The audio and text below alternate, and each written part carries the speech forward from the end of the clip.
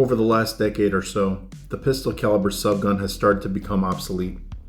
Rifle calibers have evolved to cater to smaller packages and meet or exceed the ballistics of any pistol caliber. The 300 Blackout round is the best example. Built to perform better out of sub 10-inch barrels, yet still being a perfect candidate for suppression. Yep, there's hardly any good reason to justify favoring a pistol caliber subgun anymore. But whoever said you needed a good reason? Sometimes the only reason is just because. Maybe it's because they're just so damn iconic. Enter the MP5. Yeah, I know. This is an AP5, but just hang with me here for a sec. The MP5 has been one of the most widely used and iconic subguns in history, and it's for good reason. With the roller-delayed blowback system, ease of manufacturing and low cost, and the smooth shooting nature of this little tack driver, it's hard to top it, even today. So much so that they're still used by military and law enforcement units throughout the world. Why? Because the MP5 epitomizes almost everything one can ask for in a personal defensive weapon. It's lightweight, concealable, deadly accurate, and reliable. It's not perfect by any means, but the benefits far outweigh the drawbacks. What you're looking at here is a Century Arms AP5-M, the M standing for micro. This variant does not have a threaded or 3-lug barrel, so it's the shortest variant available. And yeah, I rattle can painted it. Why? Because I could. It's a $900 gun. Relax. Did I just say it was a $900 gun? Yes, I did. We'll get into why that's amazing later. First, let's talk MKE. So Century Arms isn't the manufacturer, they're the importer. The AP5 series of firearms are all made in Turkey by a company called MKE. Now, MKE manufactures much of the military's firearms in Turkey.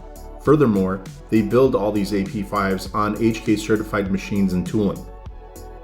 What does that mean? It means you're getting a gun that's built in nearly the identical process as an HK. Are there differences? Sure, maybe when it comes to minute details or barrels, but not much.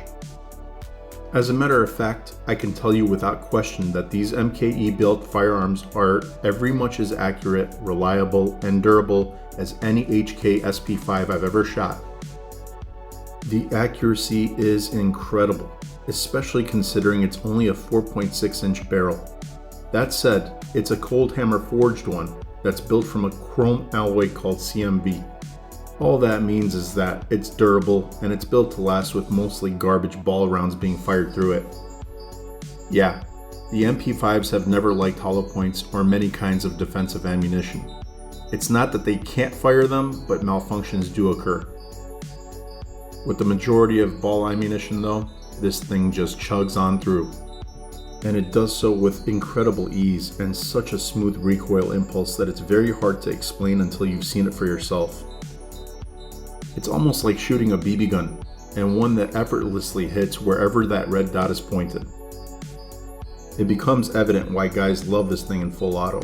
It's one of the easiest guns to control at a high rate of fire. And the roller delayed bolt is the reason behind that. That fraction of a second that those rollers are locked into the upper before extraction cause a world of difference. It counterbalances the initial jolt from the recoil and it allows a softer turn to your point of aim. Again, it's kinda hard to describe, but it's extremely easy to understand when you shoot one. The ergonomics are where I and most others have our gripes. The safety is in an awkward position. It takes gorilla strength to engage with one finger, and it's just downright useless once you get fed up with it. The bolt does not lock back after your last round is fired, so I hope you're good at keeping a mental round count. Unless of course you intend on hearing that terrifying click instead of a bang when you need it the most. The polymer grip is solid, but it could use more texture to avoid becoming slippery with sweaty hands. But other than that, the mag release paddle is easy to engage, as is the charging handle. The famous HK slap never gets old, and it's never looked cooler. The iron sights are excellent, as the hooded shroud at the front zeroes in your eyesight while the rear diopter is adjustable for tighter or wider sight picture. Mag reloads can be tricky though, as the well is very precise and you almost need to rock the mag in place once fully inserted in order for it to seat. Once you're rolling though, man oh man is it a joy to shoot, and that's what gets me every time. This is by far the most joyful gun to shoot in my collection. Hand it to the wife and she smiles from ear to ear. Hand it to a kid and they can't help but wonder if every gun is this easy to shoot. It makes even the most novice of shooters look adequate. And when you add a red dot, it's not even fair. One of the quirks with the MP5 is the ridiculously low profile mount needed in order to achieve absolute co-witness. With that said, there are a wide variety available from a few manufacturers out there. Just don't expect them to come cheap. I paired mine with a Bowtac mount, along with a Steiner MRS. It co-witnesses perfectly, but I'm starting to prefer a higher mount. There's just a lot going on when looking through the diopter, into the red dot, and through the front sight shroud. It can get distracting to say the least. That said, I also added a B&T stock and an HK handguard with a vertical grip. There was no doubt I was going to SBR this thing from the moment that I bought it. And in order to perfect what this thing can offer, you just gotta do it right.